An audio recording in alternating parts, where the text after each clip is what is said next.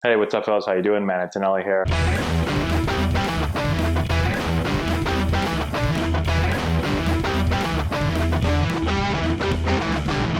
Hey, what's going on, guys? How we doing? Man, Antonelli here. Today we're talking about the strangest MLB superstition that I saw while playing in Major League Baseball.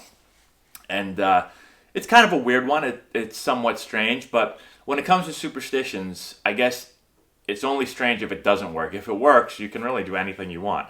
And so let's talk about a couple different things. Let's talk about superstitions in general. It's a really, really big part of baseball. Most players are superstitious in some way. It might be something very, very small. Some players hit something very, very big, like we're going to talk about here in a second. But for whatever reason, superstitions in baseball is very big. You can remember, a lot of players fall into routines. I think that's the biggest thing. And you're actually taught to have a routine because you do baseball every single day. And so to get yourself ready, baseball's all about routines, about hitting routines or pitching routines or workout routines. And so you just get into this schedule where it's every day you're going to prepare pretty much the same way. And I think that has a lot to do with it. You think about guys like Nomar Garcia-Parra comes to mind, right? One of my favorite players of all time, being from Boston. He used to take the same amount of steps like to the plate, and he used to, do the batting gloves thing. I don't know, maybe you guys aren't old enough to remember Nomar doing it, but he just did the same thing every single time, and that's how most players are. For me, what I did was my superstition almost always came down to food. If I played well, I'd eat the same food all the time. So, if I showed up to the ballpark and had Chipotle, which is pretty much what I had all the time, and I was playing well, then you bet I'm going to eat Chipotle every single day. And there were periods where I'd have Chipotle like 15 days in a row. Pre-game snack, again, if I hit really well, if I played well, I'd have the same pre-game snack. If all of a sudden I'm in a slump but I'm not doing well, then I got to change up the pre-game snack because it's clearly the Fruit Loops' fault and not my fault, okay? And so that was my superstition. I didn't have anything crazy, right? Some guys believe in like wearing the same clothes, right? Like wearing the same socks, wearing the same sliders, wearing the same whatever, when things are going well, which can be kind of gross. But again, in baseball, you don't mess with success. So if you're doing well, then it don't matter what you got to do to keep the success going. You just do it. Now, the weirdest one I ever saw was a major league player, a really, really good major league player. I won't say who it is. I'll see if you guys can guess. He was on my team when I was with the San Diego Padres. Had a really long career. He was a veteran when I got there. I'm really narrowing this down. It should be pretty easy to guess. And I might have even mentioned this maybe a long time ago on the channel. But when he wasn't hitting well, he would go take batting practice. And he would do it in no clothes. So he'd have nothing on except for his jock strap. And a jock strap, I think everybody knows what a jock strap is, right? Like what you put your cup in.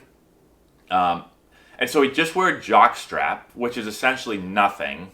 And he'd wear his cleats and his batting gloves and his bat. And that was it. And then go out and take some rounds of BP. And he had no problem with this. I could tell a lot of stories. I won't tell any more. But he had a lot of funny things kind of like that. He was probably he was the funniest player that I'd ever been around as a player.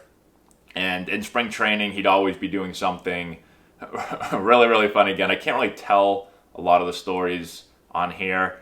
But it was a pretty loose clubhouse. I think he was one of the main reasons for that because he's a funny guy.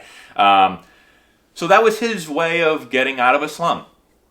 And I'm going to tell you this, he played a long time and was very successful. And if I could go back and do it again, I'd be hitting a lot more batting practices naked with just my jock strap on and my batting gloves and my bat.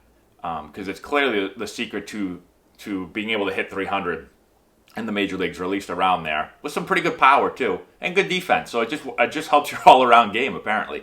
And I hit with way too much clothes on, I guess, because I didn't hit anywhere close to that. So that was his superstition. That's what got him locked in. That's the weirdest one I've ever heard.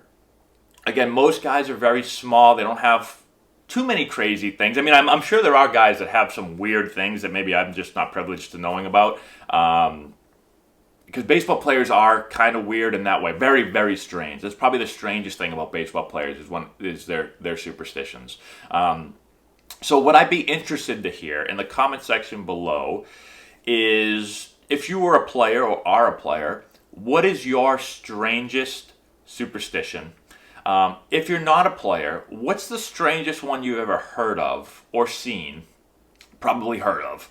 And then see if you can guess who this player is. I think it's going to be pretty easy if you know a little bit about my career and when I played with the Padres.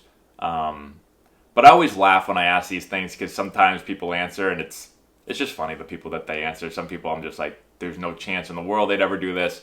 But I think you guys are going to get this one. So that's all I got for today. Thanks so much. Don't forget to comment in the section below. Subscribe to the channel. Give it a thumbs up. Share it with all your friends. All that good stuff. Go check out all our other videos. I've got like 100,000 of them on there. I have a couple thousand of them on there. Go check those out. And we'll talk to you later.